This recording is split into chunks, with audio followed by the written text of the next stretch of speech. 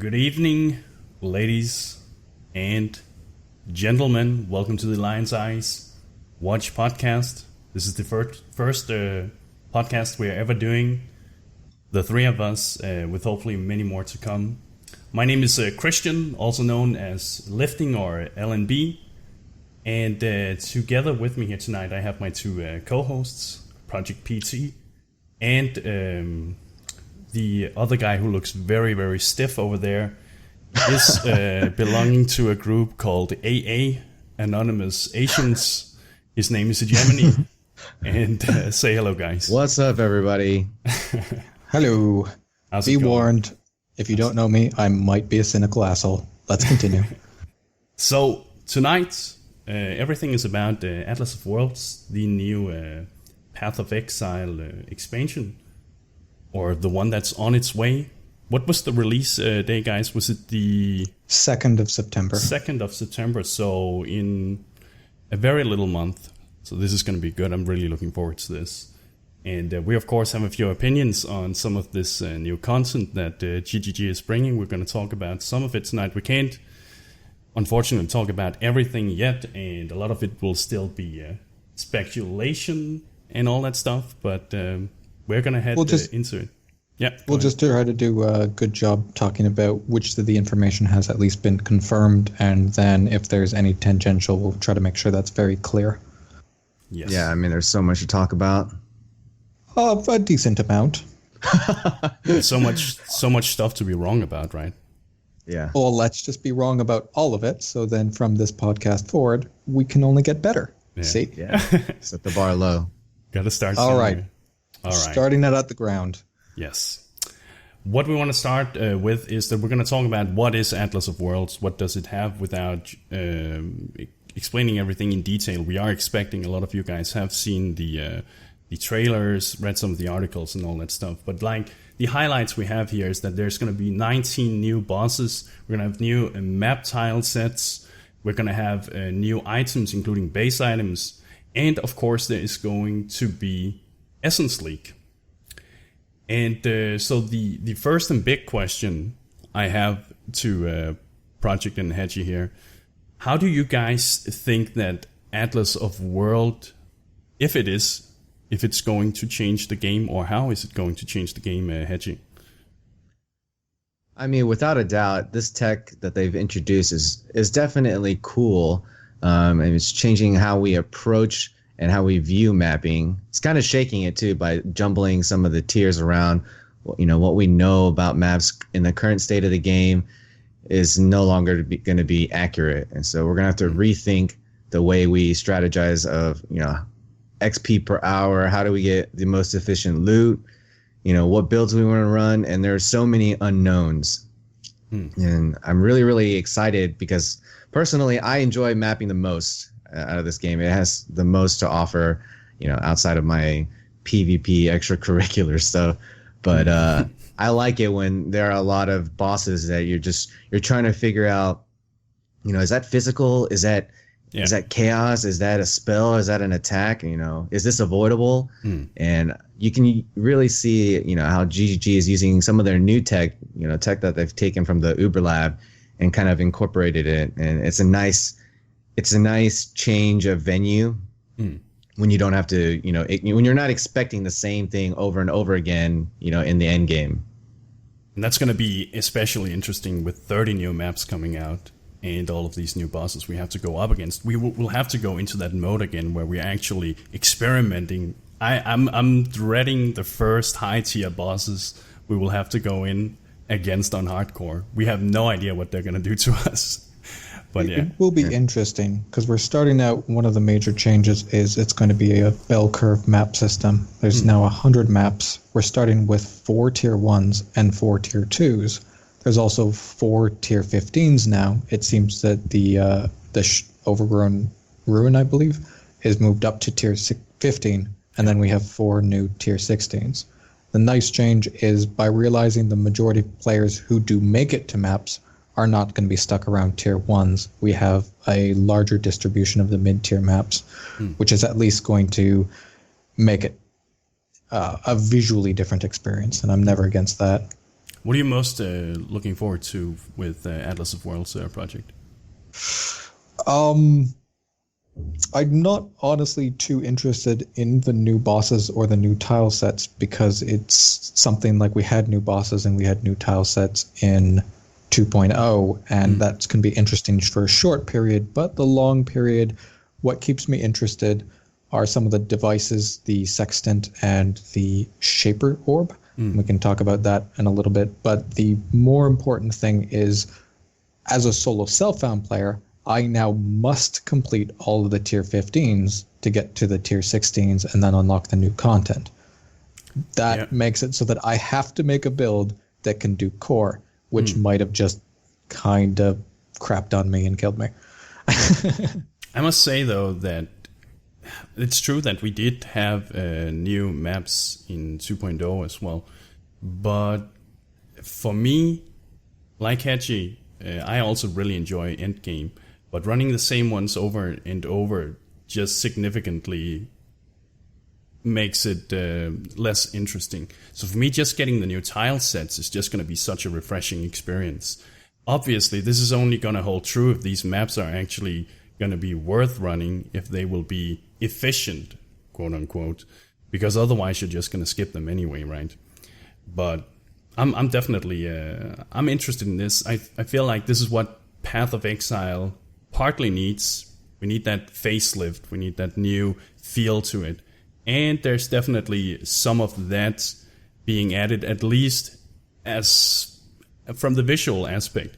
The question, though, is how much does Atlas really change the gameplay of Path of Exile? Edgy.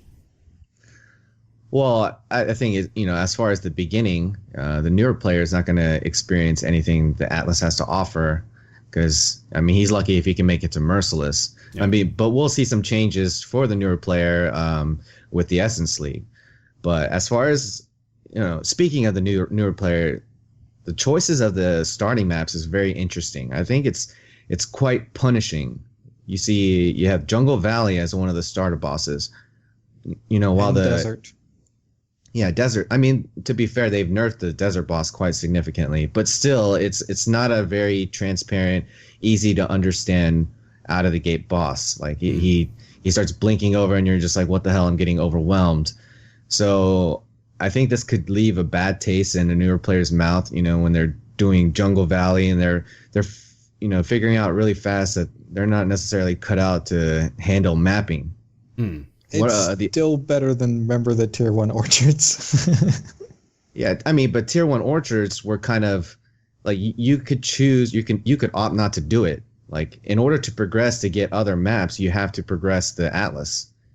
And so it's kind of like, you can progress it through other forms, though, right? So if you start, like, the Jungle Valley is the bottom left corner. I don't know if we have an image. We're a bit rushed, but the tunnel map is the top left.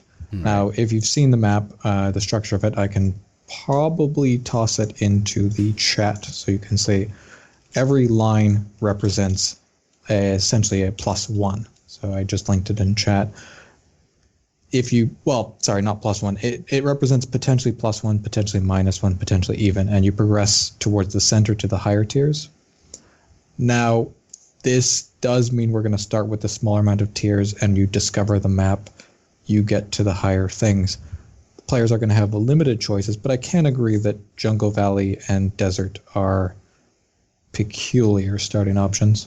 But even the tunnel map, that's probably the least liked map out of any player. Map. Like, I think, in my personal opinion, it's the worst map ever. Yeah, me too. You do not have fun running it because it's just so tedious. Yeah.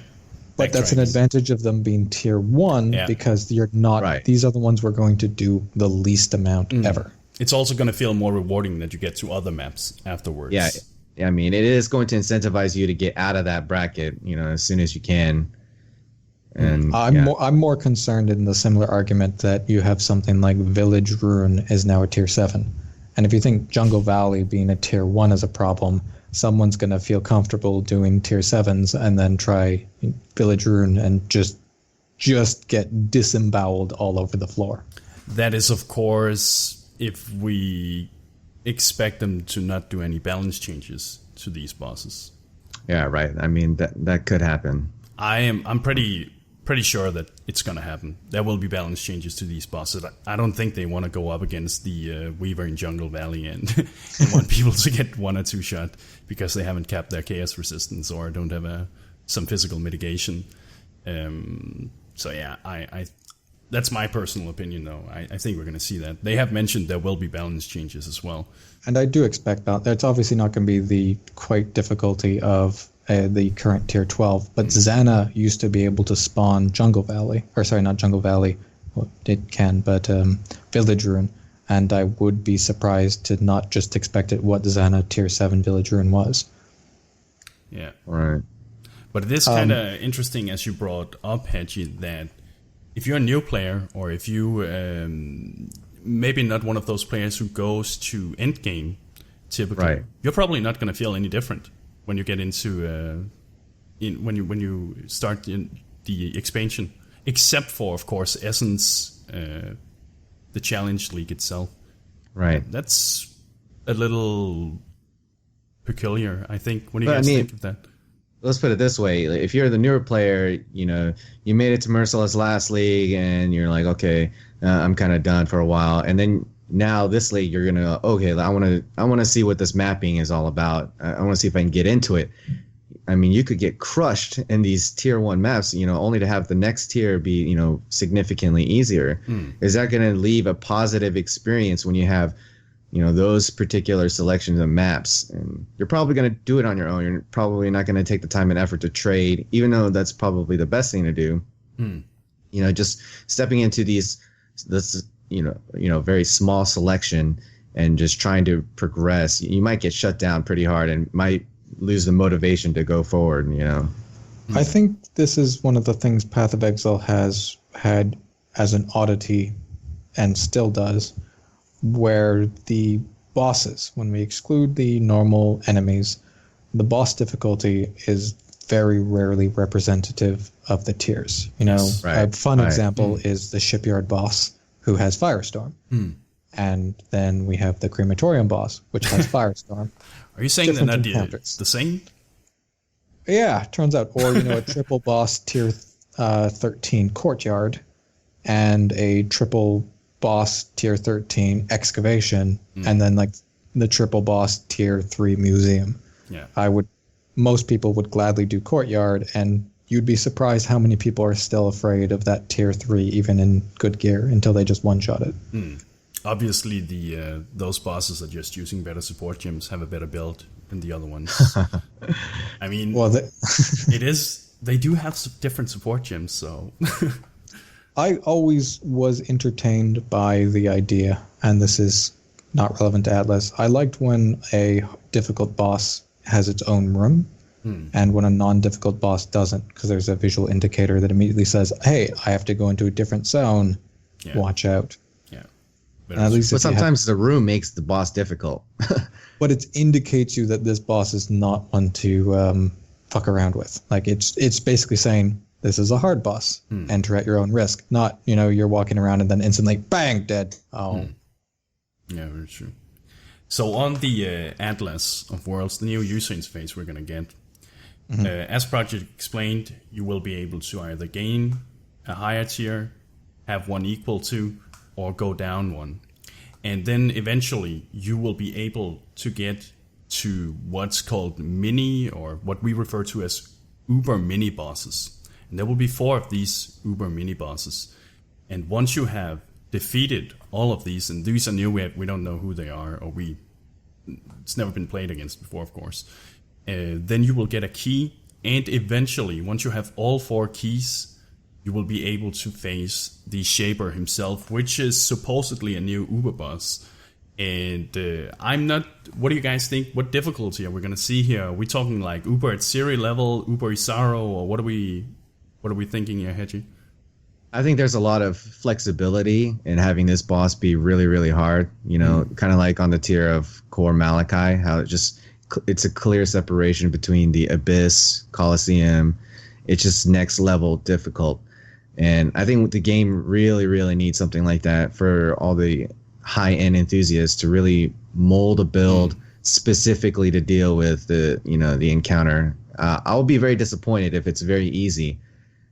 I would definitely like to see, and I'm excited to see the race to the first kill, especially on hardcore. A lot of people feel like the council was too easy. You want something that's... What would you want to... Well, this is gated behind tier 16 maps. It better be fucking difficult.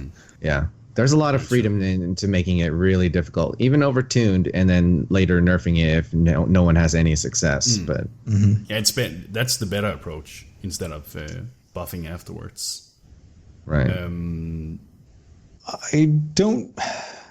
So there, you get to a bit of a weird situation. Each one of the mini bosses are going to drop a key. So getting to the last boss is just a question of buying the keys, which isn't inherently a problem.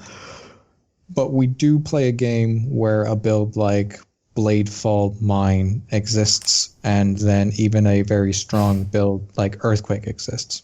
Now, if this boss is going to be even a mechanical fight, if your build can't unload the single target damage that Bladefall Mine does, you have to do 80 times the length of the fight and the mechanical perfection if it's a hard fight.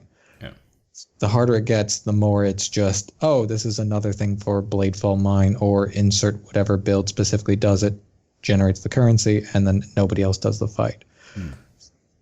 I'm curious, too, if they would design each of the individual bosses to be specifically punishing to a build. And what that would do is allow you to have a form of currency farming. So your build might not be able to do the final boss, but your build's really good at the Phoenix. I concern myself that it's going to be the same build that can do all 4 of the bosses and the Uber boss, and it's probably going to be Bladefall Mine. Yeah, maybe. I mean, they're probably going to...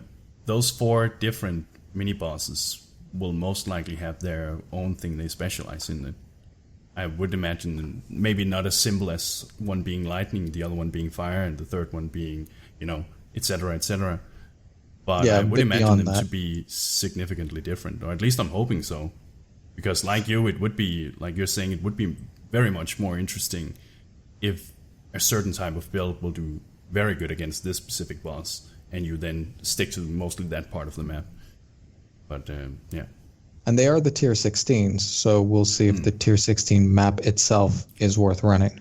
And that's another interesting factor. Are these tier 16s going to be worth outside of it? Yeah. It does also implement the fact that completing a tier 16 and killing the boss does guarantee you a loot that may or may not have value. How do you guys feel about this new system where you actually do start at one space, and then you only have those maps available to you, Project? It's not 100%.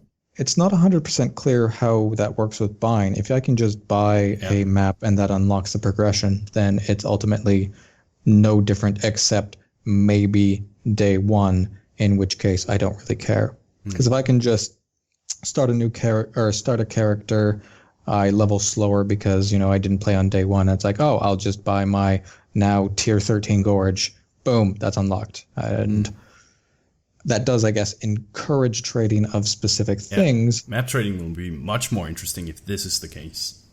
Yeah, all the prices will definitely shift. But I don't think that changes anything in the long run. At this point in time, do you control when the shore drops when you're first building your map pool? No, if a shore drops, you run it. So it's the same system with a more gated visual aesthetic. But to be fair, though, there is incentive to run all of the maps. I think it was you who mentioned yesterday that you will get one at least quantity map drop per completed map, right? 2 things to bring up on your... Well, actually, there's one thing. They often said completed in quotations. Does completed what does that mean? Killing? Exactly. Is this full clear or is this boss kill? I'm really hoping. Yeah, I'm really hoping that boss kill is part of this, because we really want to incentivize people going up against the bosses.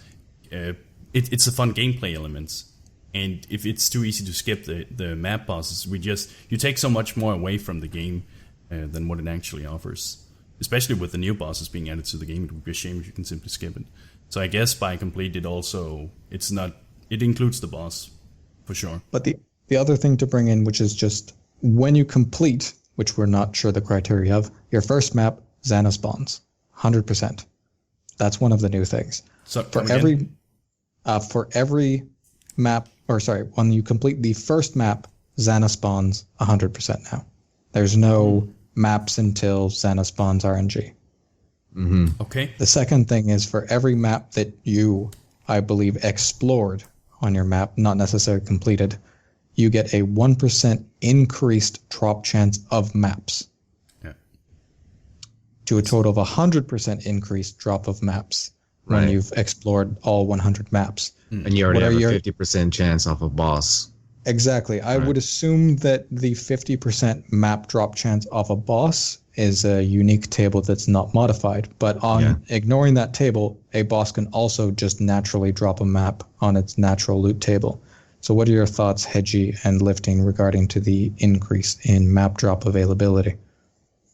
Well, I personally, I like that. I like that they're incentivizing everyone to at least complete the map or every map at least one time, because it increases the duration of the time where you'll be playing Path of Exile. You will be exploring everything. You will get a more varied impression of the game, instead of you coming into the game and hearing you should just run Gorgeous, you should just run this and this. I think it's a really cool mechanic, and as a completionist in many types of games, I am going to love when it ticks and says, "Oh yes, you've just completed another map. Here's +1 to quantity." I think it's really cool. And the thing is, though, does this mean that GGG is intending map drops also to be much more common with the now increased map quantity increase, Hedgie? Well, I mean, that's kind of like the problem. If you oversaturate the market with maps, of all tiers, then people are just going to run them easy. It's when they become very scarce that people really push their characters, really running hard map mods that increases the difficulty. So I think it's a very dangerous thing to oversaturate, the abundance of maps. I would like to see them maybe possibly retune some of the numbers. But I mean, for the most part, you had a pretty decent time being able to sustain tier 9 maps. And then you notice a pretty significant drop off, from tier 10 and onwards. And so, Gorge being a tier 9 and, Canyons being awesome, they're just your go-to maps that are all over the place. Very cheap, efficient. Now those are getting moved to either too low to where they're not that efficient to run. And then Gorge is now a red map, so you won't see as many of them. So those are like really good changes. You're really going to appreciate when you get into that map or that party. But I was going to ask you, what do you guys think about people's builds getting punished because they're not able to handle the particular boss on a certain map? I mean, especially as a solo self-found player, it affects PT the most. Whereas, I could just summon a friend, hey, this guy's build is good for this boss. He can just come kill it for me and get that map completed. But I mean, how do you feel about that, PT? Mainly because you're solo self-found. Well, I think as a solo self-found player who's been doing it for 8 months, the game is not balanced around solo self-found, and it should not be balanced around solo self-found. It's an extra challenge that we do for our own sake. So I don't think that's ever a legitimate argument. Okay. That being said, I do feel that sometimes we're given challenges that are build specific to a point where it just turns into, hey, can you run that for me? I'll pay you whatever the kill fee is. Now, Uber Lab is a good example of this. If you want to play a dominating blow build, you're allowed to play the jank you want, and dominating blows, it's a fun build. So you're like, dominating blow build. Let's see what my chances are of Uber Lab.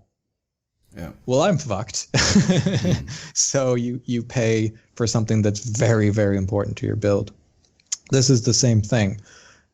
You're going to have bosses that will be strong in certain ways, but for the most part, of the bosses we've seen, if we ignore maybe Plaza Boss and Core Malachi, they're not unreasonable for any well-organized stat or invested character to do. Yeah. Plaza Boss is a bit of an exception depending on your build type, and Core is a fuck you to a lot of builds. Let's be honest. Well, it may be semantics as well, but I feel like it's not that the bosses are hard against certain type of builds. It's just that there's skills that are not good against certain bosses. And then the question then becomes, should every skill have a reasonable chance against every boss? I would actually love a situation where there are specific bosses that punish specific skills. The only problem is in the current state of the game, they always punish the skills that are already punished for fucking playing them. You know, you don't have skills that punish you for playing Earthquake. You have skills that punish you for playing Frostblades, and you're like, oh. Yeah, true. Yeah, I mean, in that regards, yeah, I can agree to an extent, but I feel like defenses are more evident than skills, because a lot of skills you can use to take down a lot of bosses, but sometimes your defensive setup is not cut out for that, like whether it be spell damage, you know.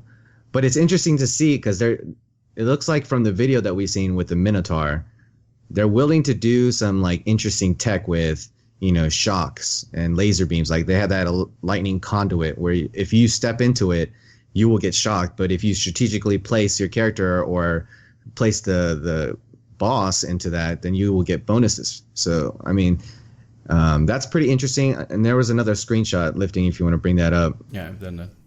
Yeah, that one looks like it has those Super Mario Brother dragons, you know, the ones that shoot eggs and stuff. It looks like it's shooting out frost bolts. Yeah, it looks like frost bolts. And it looks like those frost bolts are actually lined up with the little canals, the little waterways. So they're playing with the terrain, and you know, it's kind of like a booby trap. So now you have to worry about, you know, what kind of booby traps are around instead of what is this boss going to cast? What is his next, you know, animation? And what is my next move going to be? So it kind of feels like a little mix of the Uber Lab plus boss mechanics. So that I'm really excited about.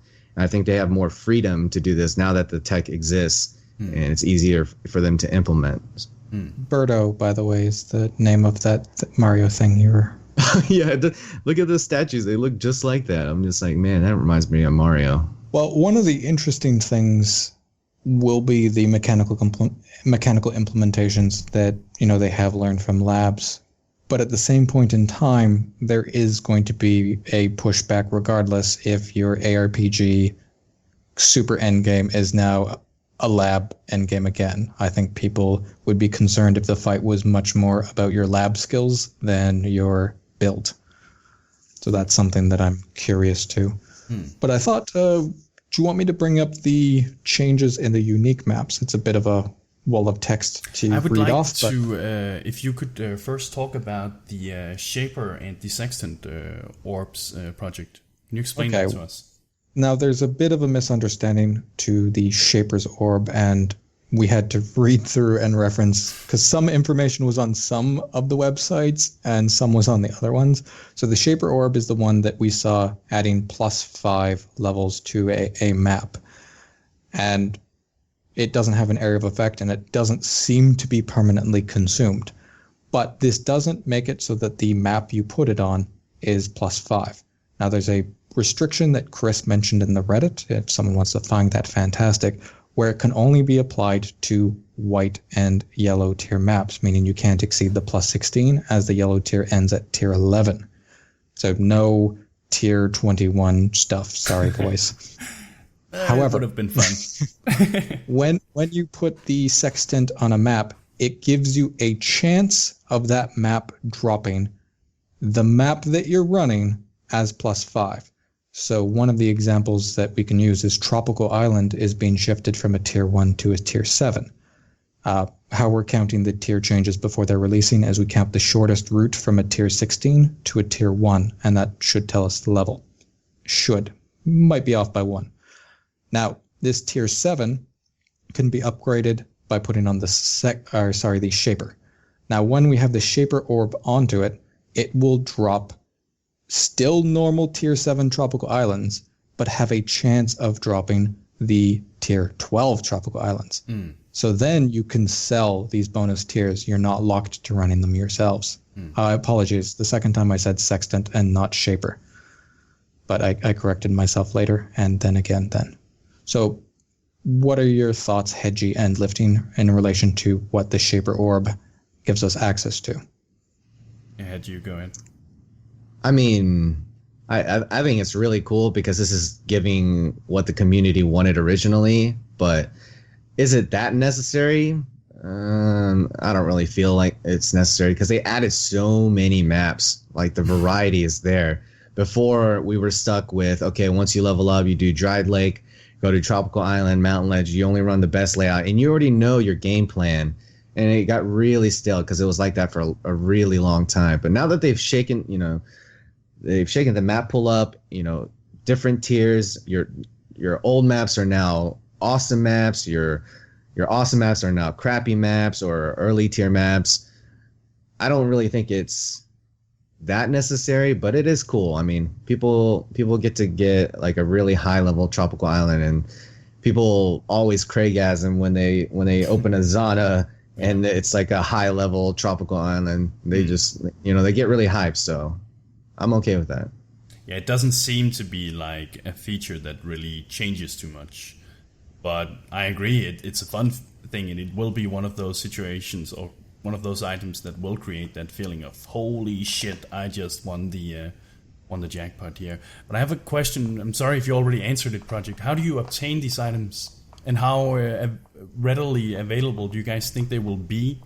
So both the Shaper's Orb and the Sextant, which we haven't discussed yet, seem to drop when completing the map, which does imply that completing is defined as killing the boss, and this helps incentivize boss killing and making boss killing being rewarding beyond just getting the map drop.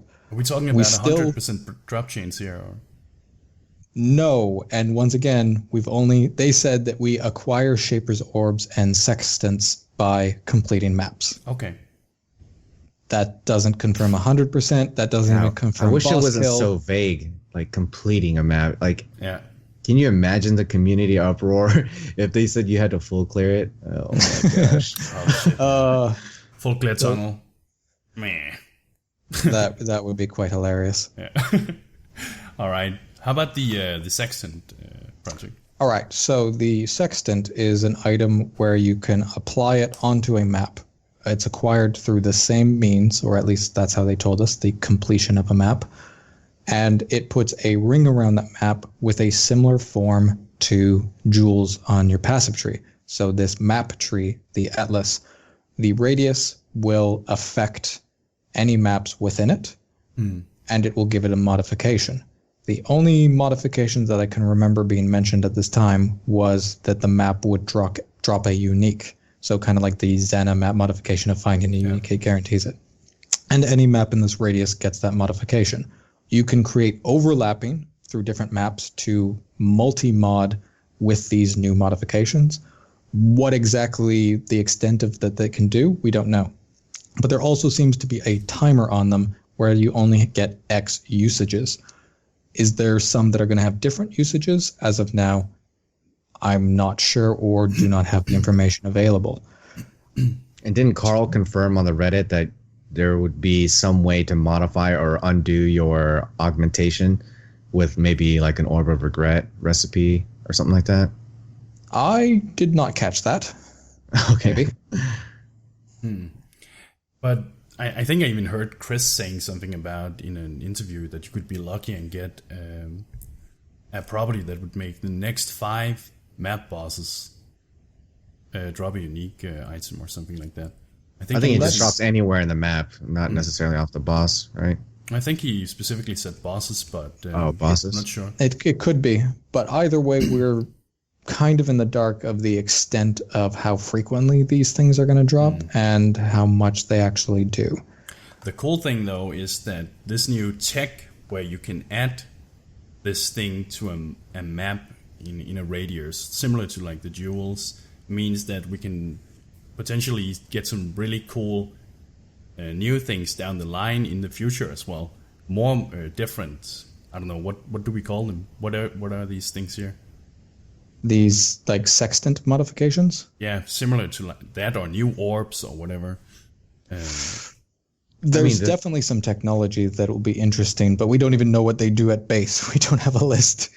Right. I mean, the difficulty could be insane because right now you can have an 8 property map by evolving them, and then potentially having 2, maybe 3 overlapping circles, making it an 11 property map. It could be pretty damn challenging. Maybe that'll be one of the achievements or challenges: complete 11 property map.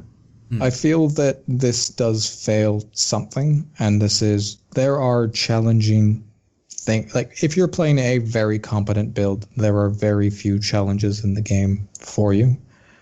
But there are always these, I like to consider them just like straight up bullshit undoable things. So you're playing a low life build, and it's like, oh, there's a blood magic map.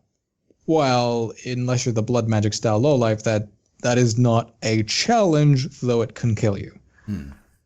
This tool seems avoidable.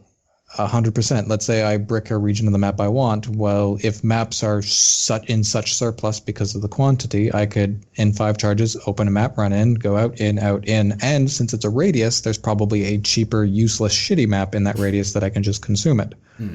True. We are in a position of the game where we're not rewarded for challenges. We're actually rewarded for avoiding challenges as efficiently as possible.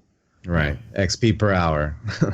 Well, not even XP per hour. It's loot per hour. It's maps per hour. It's drops or like currency drops per hour. And there is no reward for going slower. There's no reward for doing more difficult content.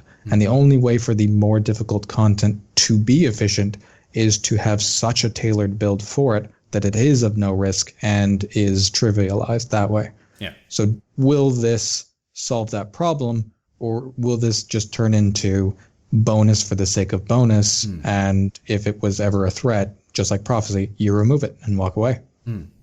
Yeah. What do you guys think of the changes to the existing map levels of certain maps? So for instance, we have Arid Lake, who's now a tier 3 instead of tier 9. We have a Gorge tier 13, as we talked about, Dunes tier 5, Mountain Ledge tier 8, Dark Forest tier 14, Canyon tier 6, and Academy tier 4, for instance. And this is just some of them. A lot of them have been changed. What do you guys think about that, and why do you think they have been changed, Project? I think that there's no real reason to changing them other than to give us a little bit of a different feel. Would it really have mattered if they jumbled up any of the numbers? It's kind of a little bit of freshness. That's it I see it as. Okay. How about you, Yeah, Reggie? I mean, it matters a lot for me because, I like variety, and, I've been mapping at high levels for so long. You just run the same stuff over and over again, especially if that's your passion, high level mapping. If you add on 8 or 6 properties onto a lower tier map, that's like a boss that you haven't really experienced in its toughest form. And by giving it, 10 levels, that's going to do the trick. It's going to feel very different. And I think that's what we need. We need, we need to feel differently about how we approach the end game. I think so too. I was also theorizing that GGG, for instance, by moving the Gorge up to tier 13, I think it may be a tier 12, but I think it's tier 13. Instead of having it as tier 9, basically they want to take some of the maps that are already really fast to clear, move them a bit further up, so that you don't feel like you have a high level character, but you have to do a low level map in order to be efficient. So in this case, if you have a strong character that can deal with a higher tier Gorge map, then you will be rewarded further. You're not going to feel like you have to go to a tier 9 instead. So basically making some of the fast clear maps more efficient at higher levels. I don't know if there's a need for that. Personally, I think that's a good thing if that was the case, because to me it feels ridiculous clearing or chaining low level maps in order to level up at high level. And I think you and I talked briefly about that as well, Hedgie. You even mentioned something about disabling XP at high levels, right?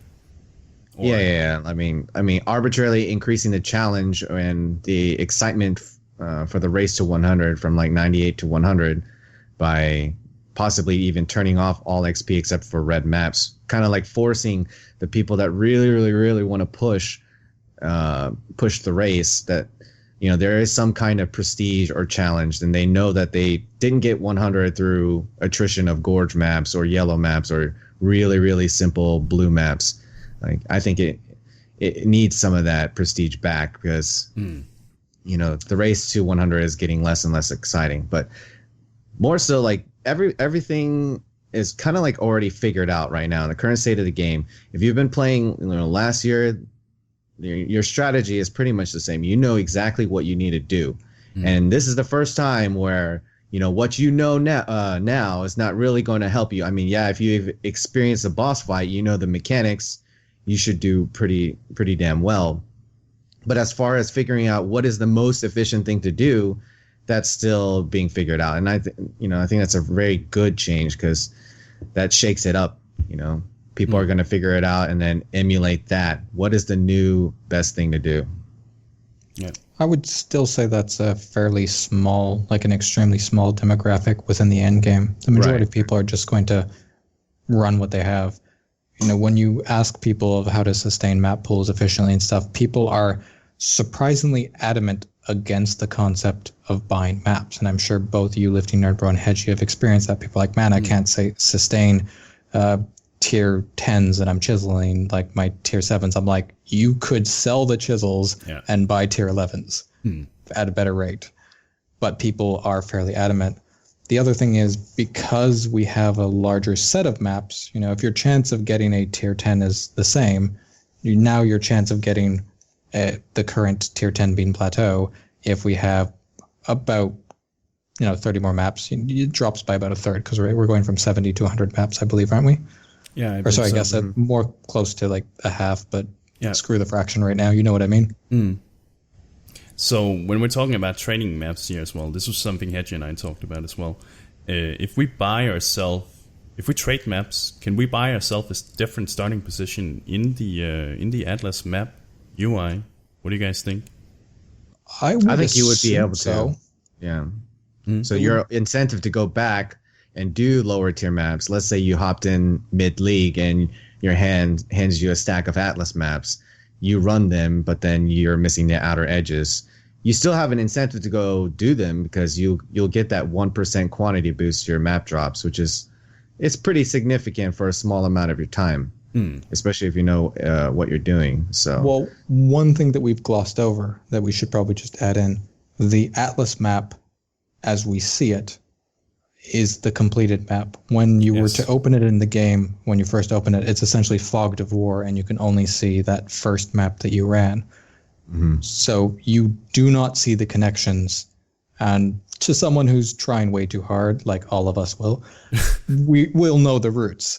But someone who's not spending the time to look at this ahead of time, they won't know what's coming. It is fog of war until they find it. I'd almost wish we didn't have that information available. I'd almost wish we didn't know what was coming. Yeah, I kind of agree. Yeah. I'm like, nice. I cheated myself from the fun. Yeah. No. So if you haven't seen the map, don't look at it. Do yourself, don't do it. It'll be more fun this way. But yeah, you touched upon it briefly, guys. But do you think the experience and leveling curve is going to change because of this? Are we going? Is the intention with this, with tier 16 as well and more, tier 14, 15, and so forth?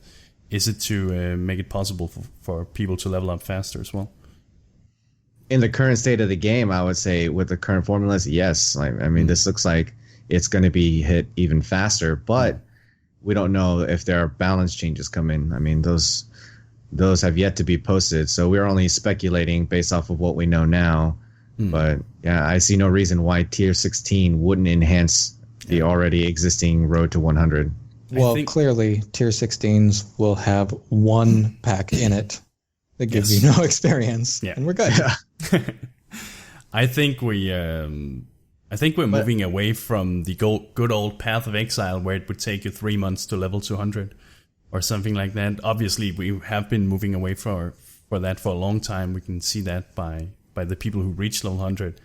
But I think it's just gradually it keeps going in that direction. I'm not sure I like that, but yeah, I mean, keep going. What I wanted to say was, like, I don't mind it being so fast as long as if it was difficult. If I'm like tuning into something and I'm watching something mechanically unravel, like just shine, I'm just like, wow, those movements are very precise. That looks like a difficult fight. Yeah. Then I'm, if you can hit 100 that way, then by all means. It's when you're doing content that's not really tuned for your character, but you're doing it because it's the most efficient thing to do, and you can't really blame the player, because the player's goal is to hit 100 as fast as humanly possible. It's the structure. It's like, if you're a high level character, you should be doing harder content. If your build is well rounded and you're capable of doing it, then that should be. They need to tune it to where the XP is the most efficient in that area. Yeah, basically a difficulty versus reward. Right. If it's fast, it's not that much of a... It's a bit of a tangent, and I don't know if we want to waste the time on it, but you do have to realize get into a discussion of, is this supposed to be reminiscent of Diablo 2, or is this supposed to be like Diablo 3? The concept of having an unobtainable level is part of the design. There's a reason why getting the perfect Vald corruption on an item and the perfect enchant and the perfect divine roll is so stupid. Because it's a game about trying to obtain as close as you can to perfection, but never being able to hit any of the limiters. That's up for debate, obviously, but we're trying to focus on a different discussion, so we should probably chop that and move on, in my opinion. Yes. We could revisit that later in a different cast, yeah. Project, you wanted to bring up the unique maps that are now associated with these new map tiers here. Yeah, so there's a bit of a change, and once again, we might be off a little bit on the tiers, because everyone that's checked them have speculated a little bit. There might be a +1 that's not a +1. Now, there was a change stated by Chris that unique maps are only found in the map base. So this means if you want to run a Olmec's Sanctum, or Olmecs, I can't remember what the other word on it is, you would have to run a catacomb to get it. You cannot get a unique map out of a different map. Right, outside of divination cards. Right. Yes. Yeah. It's just a natural drop. So the ones that we've checked their values, and once again, ±1. Maelstrom of Chaos, which is Mountain Ledge, is a tier 8. Fantastic. Coward's Trial, being Crypt, is also a tier 8. Now, this also means the divination card like Celestial Justicar is not shit experience to farm. Hall of the Grandmasters is a tier 9 Promenade. I'd be surprised if the actual numeric values of the characters change, but would be funny. Good luck. Yeah. This is a weird one. Untainted Paradise is the tier 7 tropical island.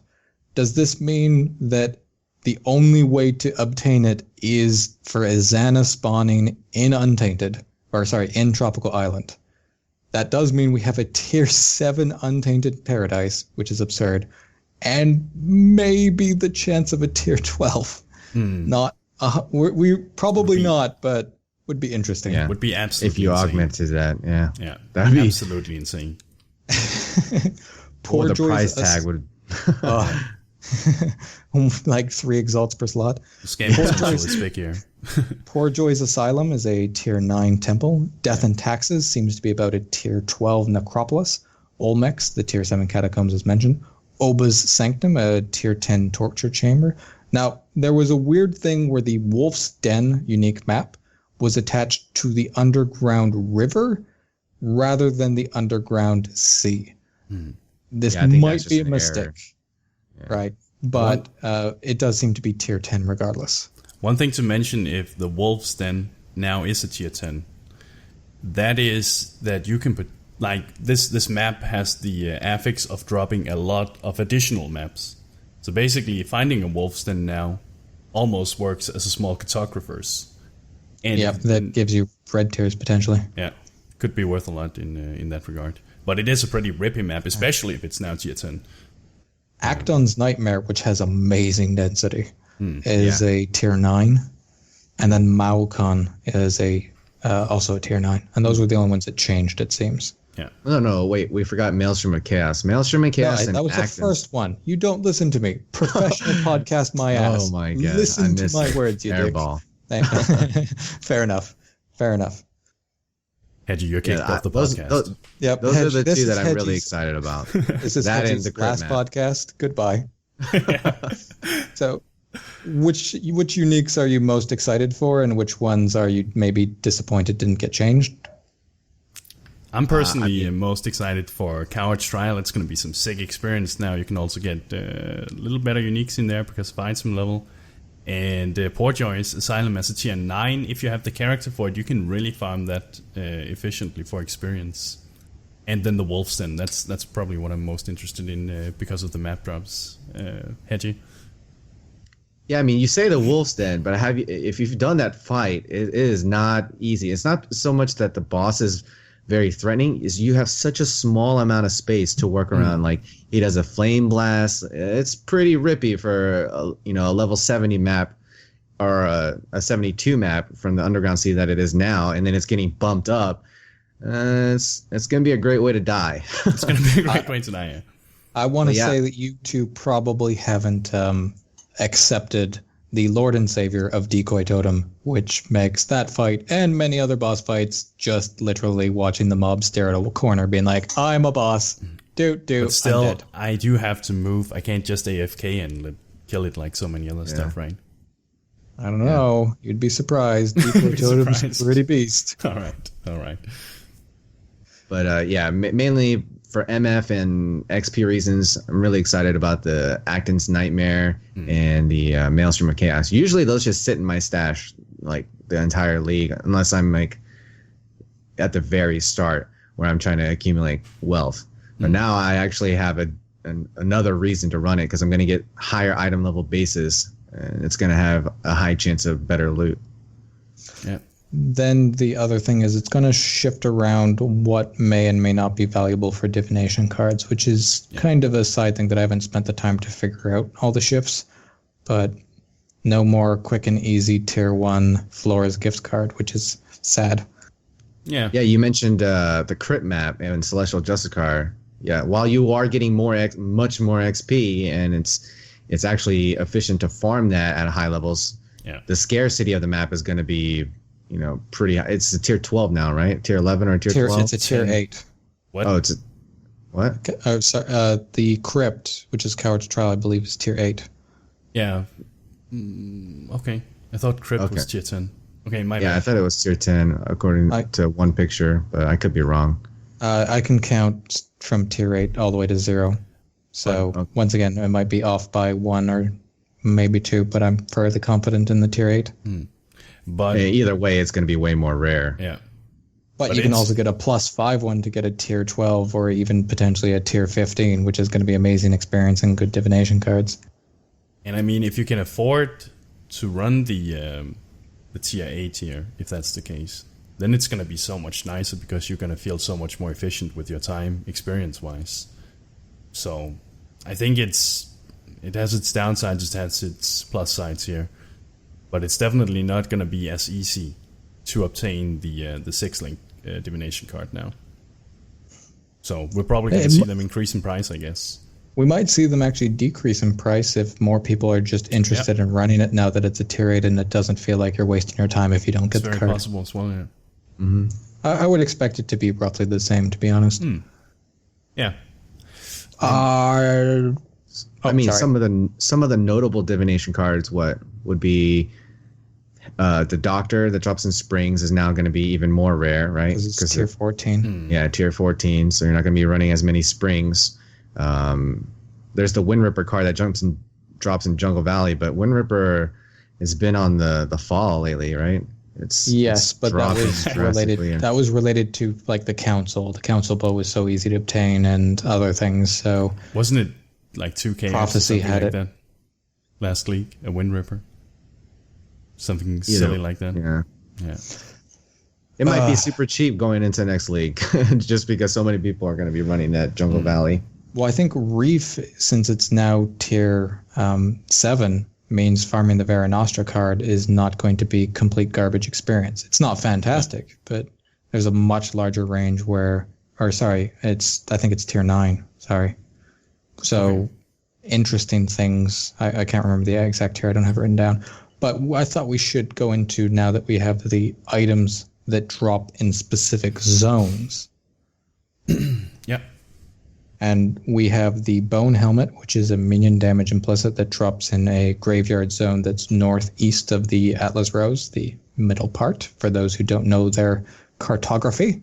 You've got the Vanguard Belt, which is the armor evasion one related to the community belt that Siggy D has been working on. We have no idea where that drops. And there's the Steel Ring, which is now at 9 to 13 flat fizz. Yeah. These all have like 75 plus level requirements. What are your guys' thoughts on both acquiring them and the new bases? My favorite thing about these new bases is that they have a high item requirements or level requirements. This is something I talked about on State of Exile the last time I was on there. That I would really, really like to see some kind of incentive to push your character to those higher levels where you would farm higher level content so you could get equivalent rewards for doing that. So basically, by going there now, you are being rewarded for farming higher level content, and you will feel it. I really, really like that, and I think the Steel Ring is insane. The Steel Ring is so fucking good. If you get a tier 1 fist roll together with that, any face breaker is gonna have a lot of fun with that. Can't forget Pillar. The Steel Ring I saw is actually 3 to 11, but we don't know if there's a blessed range on it as well. Just a quick correction. Was it, I think it's level 80 requirement for the Steel Ring, perhaps? Yes, and the Bone Helmet was 75. Yes. I don't recall the belt. I think the belt was 80 when we first saw it. Yeah, I think so as well, or 78. But I think the Bone Helmet should be higher level. I think it's like 75. Most people, at least if they already gotten to that point, 60 plus, will most likely be able to easily get to 75. I think the helmet's a scary one, though, because of helmet enchants. Yes, that is true. But I think they should increase the requirements still to make it even feel more rewarding. So it should be a level 80 requirement or even 85. Well, with these new implicits, and then we have the Uber Lab, is there like any incentive anymore to actually vol your helm? Like, should they go back and revisit the value that they gave to make it like a tough decision? Otherwise, it's just like, I think. Is that a conversation you guys want to have now, or is that a conversation you want to save for another time? Because we've got like a good 2 hours we could go into that one. Yeah, let's save it for another podcast. Yeah, that's not related to anything. It's a good point. Good point.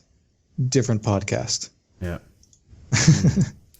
Yeah. Okay. Do you guys want to add more to that before we continue? Well, with the Iron Ring, I found it very interesting because Pillar builds it feels really, really strong, low to mid tier, and then it kind of falls off, around level 80, 82.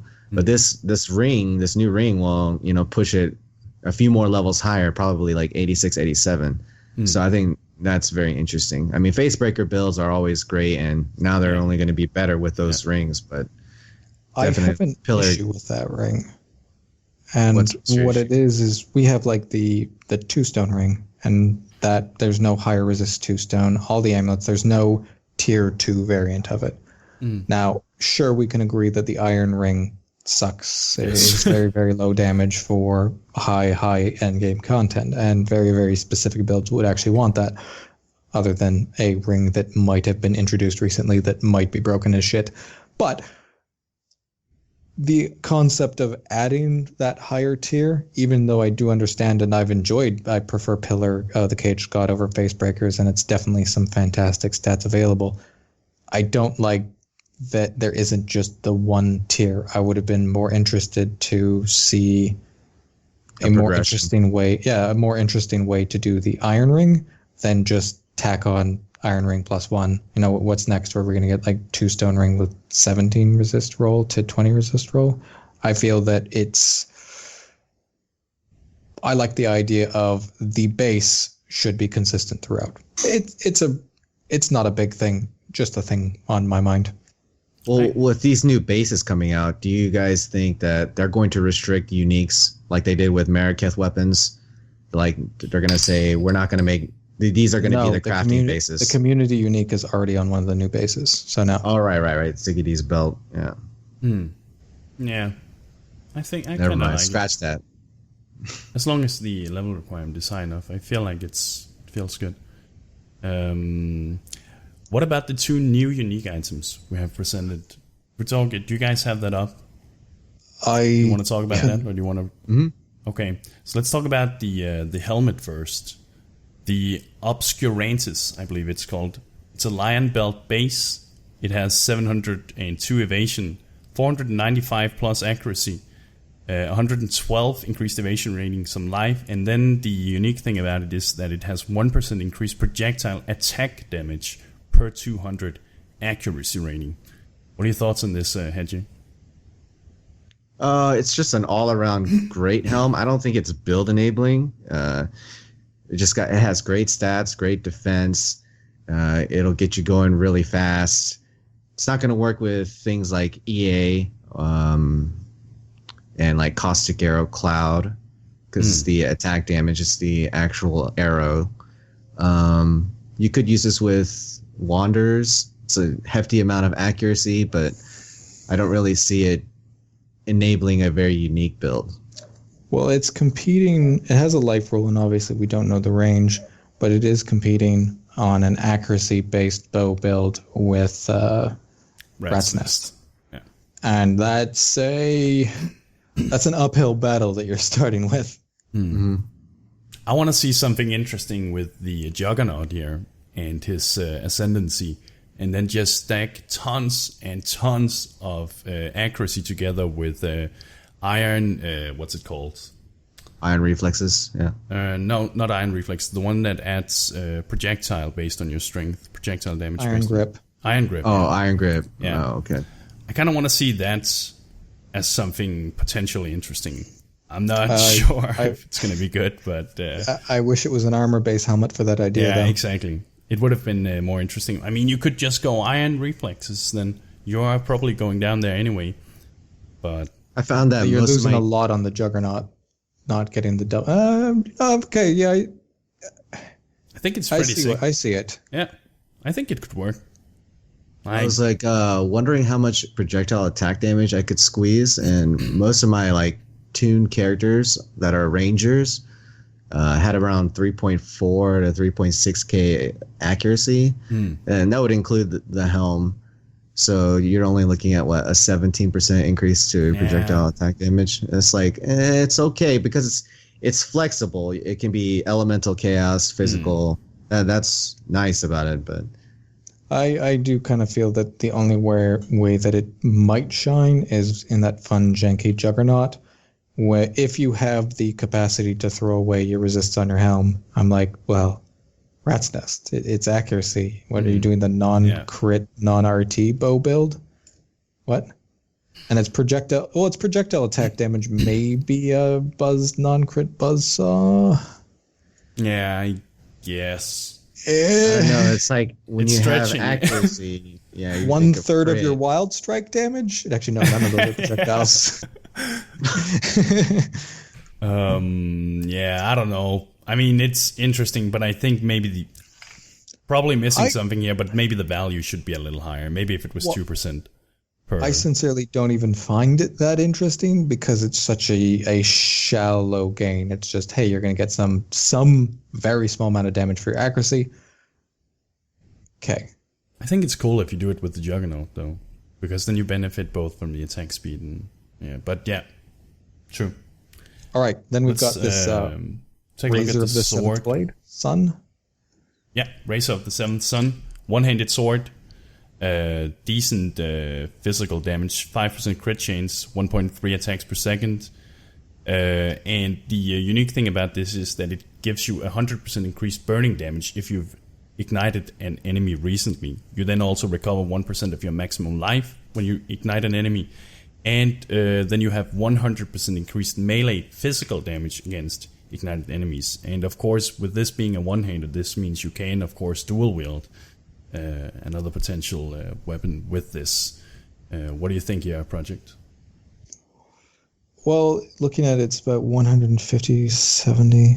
It's got its Fizz DPS is on the low end for obvious reasons, because it has some good scaling, and it does feel that you have to somehow take advantage of the burn and then the melee. So something like Infernal Blow with Herald of Ash Overkill kind of going. Yeah, you probably wouldn't even have to go Infernal Blow. You could just go Earthquake. Herald of Ash build.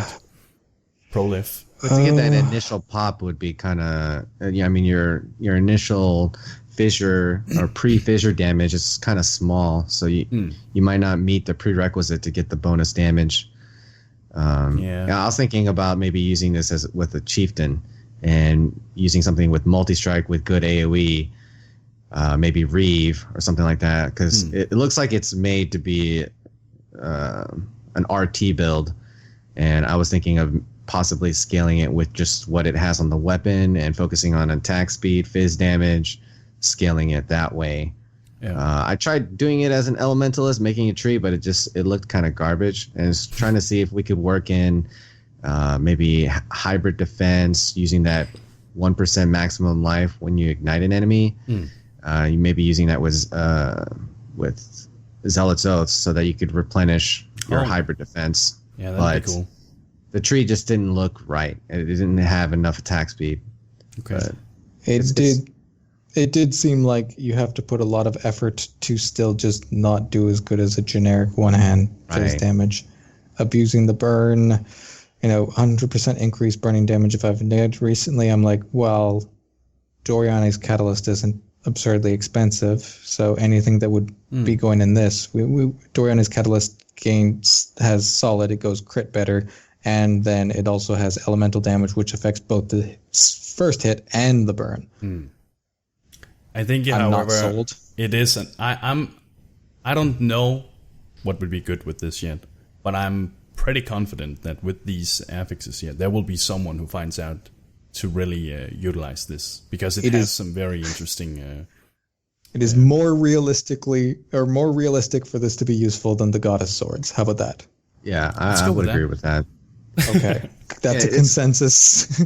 Like the way ignite damage works is that you want to hit really hard, make a very impactful hit, but this has the prerequisite condition. If you want to do good damage, that ignite needs to go up. So what are you going to do? Use multi-strike, use a two-stage payload. Like, how are you going to get that prereq up is kind of the tough one, and is it worth it at the end of the day? I mean, you're not forced to use a physical attack. You could simply go spellcaster and then have this. That'd be a really shitty spellcaster. It'd be a little That's super edgy. But you have the possibility here. Once again, Doriani's Catalyst would just simply be better. Yeah, probably would in many cases. There is the chance that the fizz roll has quite a high variety in range and make it more interesting, like the flat fizz. I don't consider that likely to be a meaningfully large range for it to but just a note, we don't know the range that it rolls. And another thing to think about is if your build is, going to be set on ignition, it's all too often I see that mod where it says enemies have a chance to avoid ailments. Man, that's just going to shut you down. In red tiers, you've got the resist, the ailment and immunity. That's the one thing. As much as I enjoy the elementalists and stuff like that, if I'm like, hey, I want to be interested in consistently farming red tiers, if there was just the elemental status immunity, I'd be fine. If there was just the elemental resist, but if you're burning, you're taking 2 hits on the resists and it just trashes you. Yeah. It makes it lackluster. So one thing I also want to bring up here, guys, is that we have been told there is only 2 new skills Potentially two available. new active. We don't Two know. new active skills. We don't know about support gyms. But what do you Maybe guys not. think about that? For me, that's a little disappointing. New skills is one of the things I look most forward to when a new expansion or a new league comes out. Hedgie. Yeah, I mean, I would definitely like to see a lot of diversity, especially where there are gaps in the meta, you know. But I mean, you know, we know that there are two new ones coming out. Maybe they're reworking old ones, and that's not included. But I would think that they would mention, you know, some other skills are getting a rework. I mean, look how awesome the shield charge rework was. Even though they did an emergency like Band-Aid fix, they're like, all right, this is out of control. We're going to tune it down just a little bit. And then there was a huge uproar. Yeah. Yeah, and that happened, and then we were all like, we had question marks over our heads. We were like, what? But the new skills were channeling skills as well, right? Right, they were told that they were going to be channeling. And we are getting the channeling mechanic on some of the old skills. So this does mean we're going to get a rework of in the State of Exile with Rory, Zeno, and Ziggy D, which you can check out. They did talk about some of the older skills that will be reworked to channeling. So all of us are generally on the consensus that we do like new skills, but we also know that some of the old skills need some tender loving care. Yeah. So we're getting a bit of both. I mean, I'm all for it. It doesn't have to be new skills. If they just rework and make some of the old skills more attractive, that's more than good with me. We're all on the same consensus, though. We're going to be pissed if we don't get laser beam, right? That's Yeah. We need lasers. Every 100% of Path of Exile community is, where's our laser beam? 100%. Yeah, right, Yep. 100%. Yeah. Laser beam. Yeah, absolutely. That'd be nice. Another thing, and this may change, but there is potentially no skill tree changes. We saw in some of the videos that we didn't see the entire skill tree, but it didn't look like there was any, at least not infrastructure changes. 70% of it, though. Like we saw the Marauder area, the Templar area, the Witch area. So maybe it's like... Yeah. It does seem that way. There can be numeric changes, but to be fair, that's not the really interesting things to us. I'm hoping that's not the case, and we saw very earlier beta. I hope so as well. Skill tree changes is so, for us at least, it's so much fun. Because that means you now have to rethink your entire approach, your entire build, and see if you can make it viable again or make something new with it. I can also understand why it's frustrating for people, though. But I would hope there was a few skill tree changes. Even if there aren't major changes, like just moving keystones, I mean, that's pretty huge. Yeah. Like they don't have to rework a whole class, but there are some places where, you know, it's just kind of dull and it needs some attention, or some builds that need a little more help. That could be, you know, it could use another wheel here or there, but there is a practical problem related to that. And let's say that you're very, very comfortable with what the tree offers, ignoring whether or not we agree with that statement. Is there a design purpose to waste developer time, money to adjust a tree that pretty much works?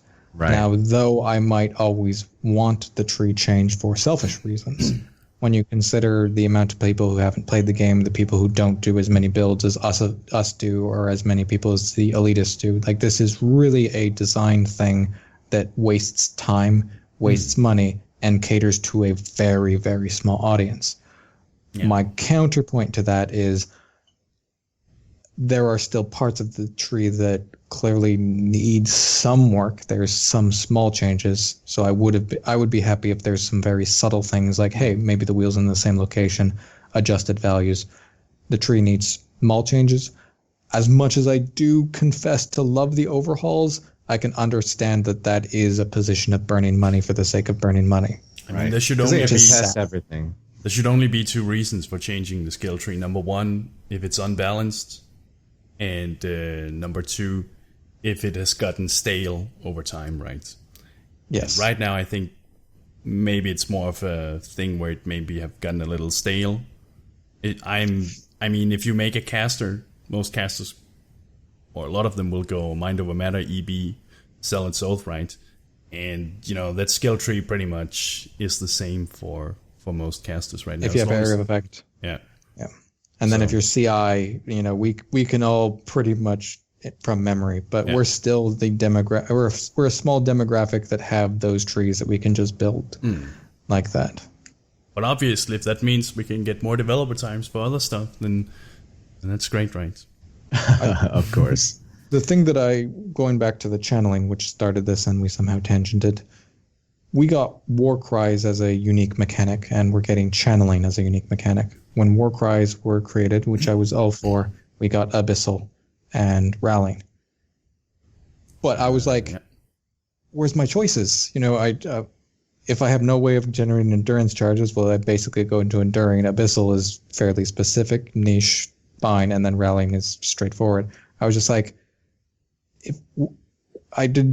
it's awesome when you're choosing between a whole bunch of things that you want, and you're like, oh, I want this, but this gives me this, and you're losing something to gain something. Yeah. They just was like, oh, this is my build, grab that one. Most people just enduring cry. If you don't care about endurance charges, probably rallying. I feel that channeling, just getting the two, it's the same, possibly the same result. It's like, if you're going to give us a mechanic and you're really proud of the mechanic, you have to give us the toys. Yes, I think so as well. And by toys, you're talking about the supports that Rory alluded to, like with the design space that it opens up. And hopefully... Yeah. Yeah. I want toys. Give me toys. Yeah. Do you guys want to add to this? I feel like we've covered most of our topics here. Do you guys want to add more to it right now? Well, of all the things that we went over, was there something that maybe we glossed over it a bit quicker? I think I want to save this for the next one here, because we do want to talk about Essence League, but it is running a little late. We have been talking for about an hour and 15 minutes. We want to stay below an hour and 30 minutes or so. Which is fair. I agree. Yeah. So what I would suggest is we can kind of close up. So that's the content we did want to discuss. Now, though there's the Essence League mechanics, we've only seen a little bit of them. We all kind of know about them if you've seen it, and I can just, if you want to check them out, here's a link to it. We feel that in the next week, we'll get a lot more information about Essence, and we're just going to cause a redundancy that we'd have to waste time and not create an interesting podcast on that.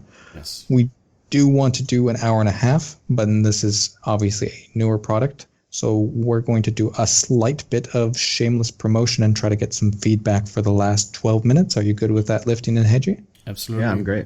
Absolutely.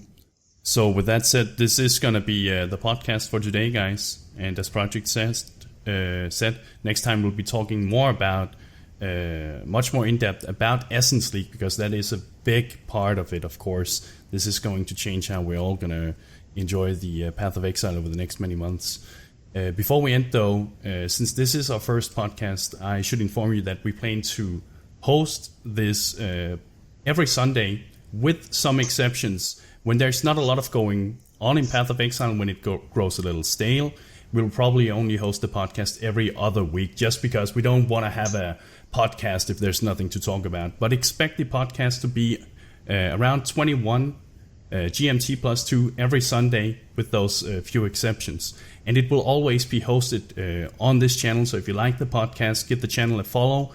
And if you can't make it for the live show of the podcast, then you can watch the VOD on Hedgie or Project's YouTube. We still have a bit of discussion on how we're going to do this. Right now, just assume Hedgie. Right now, assume it will be posted on Hedgie's there.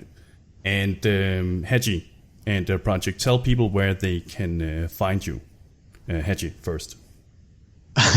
You can find me when I go live on twitch.tv/Hegemony TV. I also have a YouTube channel that's mainly PoE related, but it's youtube.com/Hegemony PoE.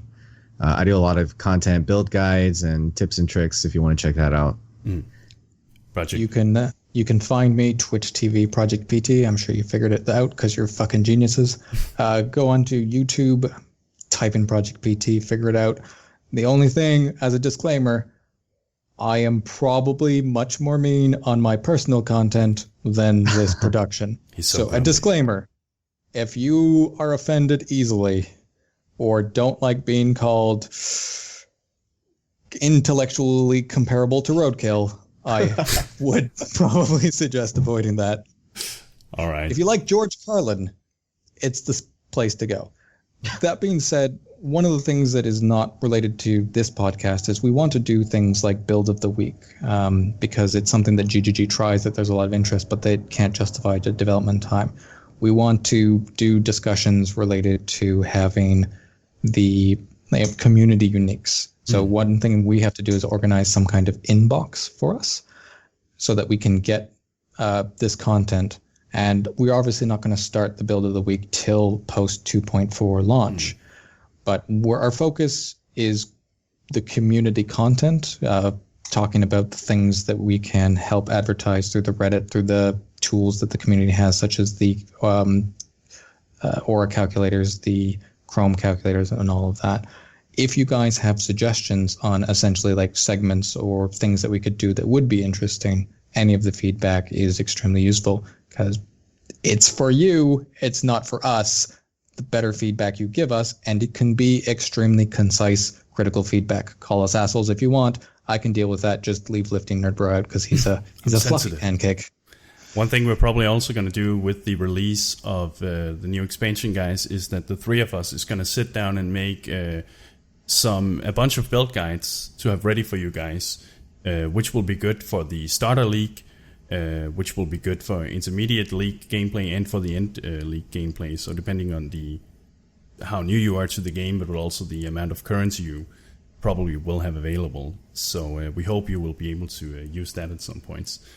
Besides that, I think we may also have like a Price is Right type of segment at some point in time, where we will do this as a type of, we're not really sure about that, but the intention is to give you guys a better understanding on how to price items in the game. And of course, this is not going to be too useful for the guys who already knows this, but it's not going to be a segment that is too long. It's just going to be small tips and tricks every now and then that may help you guys if you are having trouble with this, which I can understand. It is pretty, it's very confusing. So with that said, I think we're going to end it now. Project, did you want to keep rolling for a few minutes for feedback, or do you just want to shut it out off? That's up to you guys. If chat feels that they have things to input other than being, a nice cesspool of spam. I think the way we're going to do this, guys, then is that we're going to shut down the podcast now. I want to thank everyone for tuning in.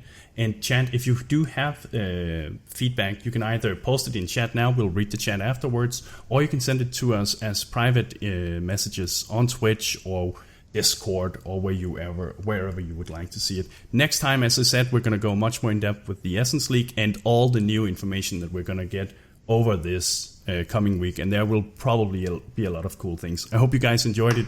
Thank you very much for tuning in, and have a wonderful Sunday evening.